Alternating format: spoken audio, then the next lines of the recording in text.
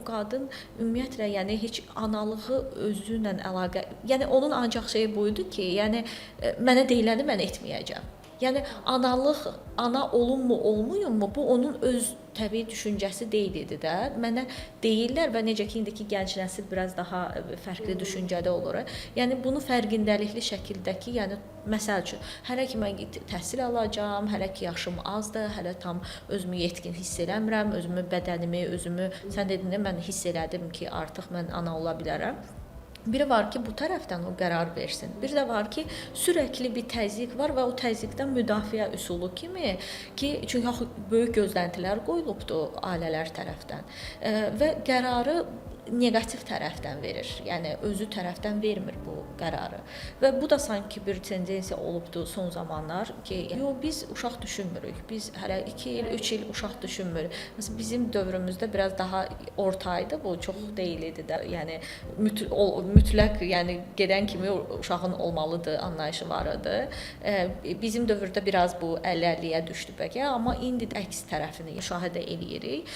Və məncə, yəni ümumiyyətlə analıqdan danışırıq. Analığın o doğru bilinən yanlışlar, həmçinin çətinliklər. Məsələn, mən nəyi çətinliklər olaraq nəyi görürəm? Biz fərqli analıq görmüşük. İndiki dönəmdə fərqli, məsələn, yəni indi bu texnologiya telefonda, yəni biz ana kimi bizim öhdəliyimizdir ki, uşaqlara bu telefon məsələsini neyniyək? Yəni bunu nətər həll eləyək ki, nə qədər vaxt verməliyik buna baxmağa, nə bilim baxmalıdırmı? Ay nə bilim bu family control falan bu applicationlar falan. Yəni bizim anamız belə bir şeylə uğraşıb. Yox, yəni məsələn əksinə bəzən uşaqlarıma deyirəm ki, düşün həyətdə oynayın. Biz bütün günü oynayırdıq həyətdə. Hətta yemək yeməyə acından ölməyək deyə yemək yeməyə gəlirdik də evə. Yəni yığışdıra bilmirdilər bizi. Bəzən gizlədirdik heç onda. Yəni yemək yalandan dedik ki, yemişik və yaxud da yemirik, amma elə bir həyatımız həyat həyatı idi da və necə gözəl idi əslində. Yəni anamız da əksinə ondan şikayətlənirdi də ki, abla evə yığır falan, düzdürmü? Yəni yığıb-yığışdırıb. İndi də, yəni o həyat telefona çevrilibdi, amma çox fərqlidir də. Həyat, təbiət, təmiz hava, təbii oyunlar və s. münasibətlər, amma texnologiyanın gətirdiyi şey təklik, yalnız o cansız bir şeylə daimi ünsiyyət münasibətlərin qısıtlanması, məhdudlaşdırılması və s. Və biz də indi yəni telefondan yığışdırmaq. Amma bəzən mən düşünürəm ki, biz telefondan yığışdırmalıyıqmı uşaqları? Yəni məsələn, biz bunu sorğulayanda, yəni biz müasir ana kimi bizim belə bir öhdəliyimiz var. Və bunu sorğulayanda biz öz gördüyümüz analığa əsasən və yaxud da ki, hansısa bir elmi şeylərə əsasən ki, nə bilim, ekran ziyandır, gözə ziyandır, zehnə falan filan. Biz onları məhdudlaşdıranda da nədən məhrum etmiş olarıq? Məsələn, yəni nəyi demək istəyirəm? Burada bizim analıqdan götürdüyümüzlə müasir analığın tələbi arasında böyük ziddiyyət var və biz yeni bir analıq sanki metodları kəşf eləməliyik ki, hansı ki biz onu görməmişik də ki, yəni bu üsulu görməmişik. Və məncə mənim məsələn bu məsələdə fikrim necədir? Hətta bunun müəlliməliklə də bağlı yenicə bir bu mövzuda mübahisələrim olmuşdu. Mənə elə gəlir ki, biz övladlarımızı da daha çox öyrənməliyik. Uşağımın oynadığı oyun mənə çatmır. Məsələn, onun oynadığı oyun həqiqətən mən anlamıram və mən uşağımla bunu oynaya bilmirəm birgə. Deyir ki, gəl mama oynayaq falan şey. Deyirəm ki, mənə çatmır bu. Mən məsələn oturub milli kinolara baxmaq istəyirəm. O da ağ-qaradır deyə uşaq ona baxmaq istəmir. Məsələn, zövqlərimizin, maraq dairələrimizin üst-üstə gözəl vurursan ki, amma bəzən biz onları da dinləməliyik də. Məsələn, sən ağ-qara kino baxmağı sevirsənsə, onlar da rəngli televiziyaya baxmağı, rəngli kinolara baxmağı sevirlər. Məsələn, məndə də o belə. Əgər mən ağ-qara istəyirəmsə, kinoya baxmaq, amma onlar rəngli istəyirlərsə, bəzən onların bəzən yox, çox vaxt onların istədiklərini eləyirəm. Yəni ki, onun istədiyi rəngli. Təbii ki, qarşılıqlı bu ortaq bir şey tapılmalıdır, amma deməyim odur ki, yəni indiki müasir zamanda o qədər fərqli tələblər var və bu uşaqların beyni çox fərqli işləyir. Mənə elə gəlir ki, yəni analıq məsələsində bizim qaçırdığımızmı deyim, ya empati məsələsi. Məsələn, o məsələdə mən də öz adıma danışıram da, empatini qurmaq çətinləşir telefonla bağlı. ekranla bağlı. Məsələn, mənə görə adi indi bizim uşaqlarımız böyükdür də, onlar başa düşürlər ki, dərs eləməlidir, nə bilim, yemək vaxtıdır, yemək yeməlidir, amma 2 yaşında uşağı olan analar bundan əziyyət çəkirlər. Yəni telefonla yemək yemə məsələsi var, yəni telefondan uşağı o başa düşmür axı o yaşda onu necə izah eləyəsən ki, bu olmaz, məhdudlaşdırasan. Düz deyil, yəni 11 yaşında uşağa bunu 8, məndə biri 11 yaş, biri 8 yaşlı, onlara bunu anlatan. Amma balacalara, onu da balacalıqdan, yəni təməli balacalıqdan onu Elə ona gətirmək istəyirəm ki, analıq məsələsində müasir analıq fərqlidir. Yəni biz ümumi təbii ki, təbiətdən analıq, instinktiv olaraq bizim analıq o hisslərimiz və s. bunlar öz yerində. Amma demək istəyirəm ki, çətinliklər var. İndiki dövrdə, müasir dövrdə anaların çox böyük çətinlikləri var ki, onlar öz analarında görməyiblər bunu. Günar xanım, siz müasir anasınız yoxsa öz ananız kimi anasınız?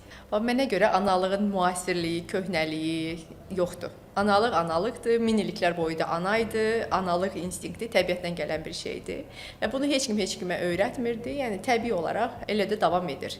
Artırdı insan.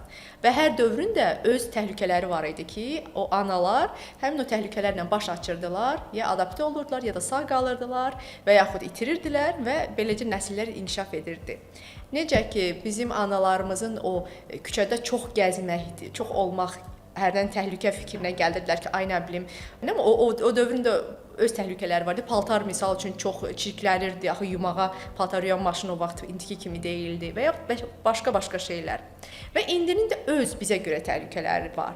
Ancaq mənim ona baxışım odur ki, biz çox qəlizləşdiririk. Çox şey bilmək istəyirik analıq haqqında. Çox ətrafa yayılırıq. Misal üçün də elə Səbinə dediyi kimi ki, qoy öyrənim də, uşağımın da o misal üçün mən də oturum ondan onu oynaya bilim. Ancaq ona heç də ehtiyac yoxdur. Yəni mənim bir zamanlar siz də eşidərdiniz. Deyirdilər ki, uşağınla vaxt yox, Vaxt baxımı keyfiyyətli zaman 1 saat keçir, tamam. Deyirdilər ki, keyfiyyətli zaman keçir. Nəinki kəmiyyət önəmli deyil, keyfiyyət önəmlidir. Amma mənə görə analıqda təhlükəsizlik önəmlidir. Uşağın yanında heç ondan oynamazsan, heç nə eləməzsən, ancaq onun yanında olarsan, o olmaq məsələsi var, presence.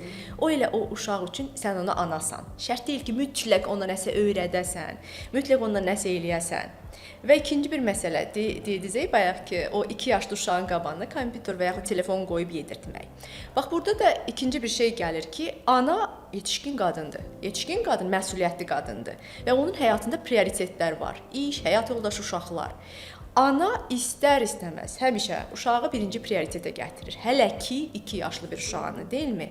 Və yetişkin bir qadın onda övladına məsuliyyət olaraq bəzən ola bilər ki, misal üçün çox başı qarışıqdır, qoyur qabağına. Mən də eləyirəm, eləmişəm də illərlə. Ancaq həm də məsuliyyəti daşımaq da üzərinə götürməlidir ki, bax bu uşağı əslində gözünü məşğul edirəm və o əli ilə götürür, amma nə götürdüyünə ağzına atdığına o qədər də fərqində olmur uşaq. Və avtomatik olaraq beyin məşğuldur gözlə təmasa və yetərincə uşaq o digestive sistemdə yetərincə ora energiya getmir. Yəni bir məsuliyyətli ana olaraq baxırsan ki, bunu nə bilim 5 dəqiqə eləyim, 10 dəqiqədən 5 dəqiqə azaldım. Yəni burada o qədər həssas bir mövzudur ki, bəzən olur elə bir qadınlar ki, həqiqətən tək qadındır, single mother. Başqa yolu yoxdur. Qoyacaqdır uşağının qabağına videonu baxsın. Yəni qəlizləşdirmədən, tam təbii olaraq presence, ana övladının yanındadırsa, bu övlada modern enough. Yəni həqiqətən çoxdur. Sən Səbinə vurğuladı ki, müasir ana da, yəni müasir indi biz desək biz də müasir ana gedirik də, yəni dövrümüzə görə belə vurğulayım. Amma mən indiki müasir analarda uşaqlar məsələn, mama səndən iyi gəlir, nə iyidir, səndən yemək iyi gəlir. Məsələn, mən bunu yenə deyirəm, öz analığımdan ifadə edirəm ki, amma tez biz nə edirik, yemək hazırlayandan sonra uşaq dərsdən gələnə kimi öz adımdaş mən tez qaçıram, yuyunuram, eləyirəm, duxlanıram, evimin qoxusunu dəyişirəm. Siz mənim xarakterimi də bilirsiniz. Amma mən xatırlayıram ki, Uşaqlıqda dərsdən gəlirdim. Anamı qucaqlayanda anamdan yemək gəlirdi də. Məsələn, o da çox başqa bir duyğudur da. Yəni mən onu xatırlayıram ki də, Emosional, mən də onu hiss edirdim. Yəni o çox gözəl duyğular idi.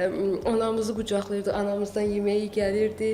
Amma çox fərqli idi. Amma indi mən həmin o vəziyyətimdə qızıma yaxınlaşıb, oğluma yaxınlaşıb qucaqlayırdım. "Oy mama, sənə yemək gəlir" deyirdi. Mən də həmişə duxulanıb olan qabağına çıxırdım. Amma son aylar özümü analiz edəndə öz uşaqlığımda öz anamı xatırladım ki, dərsdən gəlib, "Mama, bu günə nə hazırlamısan?" Mama da bizə deyirdi ki, "Bu günə bunu hazırlamışam bunu" və onunla qucaqlayırdı bizi. Yeməyin iyi gəlirdi. İnanın, həqiqətən mən çox darıxıram. Ən gözəl parfüm. Həqiqətən ən gözəl parfüm. Yəni bax ona görə onu demək istəyirəm ki, bir o çətinliklər deyəndə, çünki biz fərqli analıq görmüşük də. Yəni burada indi yaxşı təcrübələr də var. Uşağını döyən analar da olubdu, incidən, dəyərsiz hiss etdirən, sevgi də verən və s. də. Yəni hər ana fərqlidir.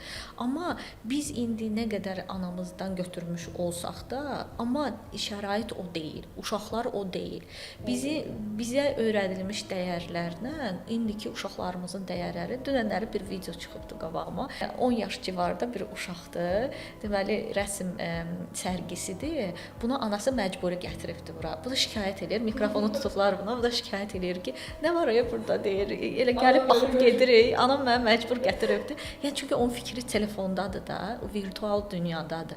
Və yəni məncə bilmirəm, yenə də deyirəm, instinktiv olaraq və s. hətta yəni doğduğu uşaq olmasa belə bir gənc qıza əlinə uşaq versən, onun qayğısına baxacaq instinktiv olaraq da. Amma indiki dövrün həmin o mükəmməl analıqdan danışırıqsa, ideal analıqdan, musiqidə bizi müşahidə edir. Yəni indiki dövrün çətinlikləri bu məsələdə çoxdur. Yəni mən onu bir ana kimi bunu hiss eləyirəm öz üzərimdə. Təbii ki, mən də yəni təbii formada bir anayam, yəni əlimdən gələn ən yaxşı analığı eləyirəm, amma dövrün tələbləri var ki, biz ondan qaça bilmirik. Uşaqları siniflə bir şeyə aparmalıyıq. Bu qorxulu bir şey seçiblər ki, ora getmək lazımdır məsələn də. Və mən dedim ki, bir ana kimi də mən istəmirəm uşağım qorxulu şeyə baxsın. Çünki bilirəm ki, bu ona təsir eləyəcək də, sonra o təsiri olacaq. Sonradan sorğu apardıq. Bütün uşaqlar dedi ki, bütün sinifdə 20 uşağın hamısı dedi ki, qorxuluya baxmaq istəyirik. Yəni mən bunu öz uşaqlığımdan dolayı, öz gördüyüm analıqdan dolayı qorumaq uşağı və s. nə qədər mən bunu indi misal olaraq deyirəm ki, bizim gözləntimizlə, ana olaraq etdiklərimizdən uşaqlarımızın gözləntiləri bir deyil. Və bəzən biz uşaqların sanki hansısa bir hüququnu, o həmin müasir tələbləri əlindən almış oluruq. Bilirsiniz, indiki uşaqlarımız, indiki dövrü, indiki vurguladığımız kimi, indiki zamanənin uşaqlarıdır da. Sadəcə biz onları səbirlə, birinci növbədə indi analar üçün səbirlə onları dinləməliyik. Yəni həqiqətən mən öz adıma danışıram, mütləq dinləməliyik. Sona kimi dinləməliyik. Səhvlərin, doğruların o anda yox.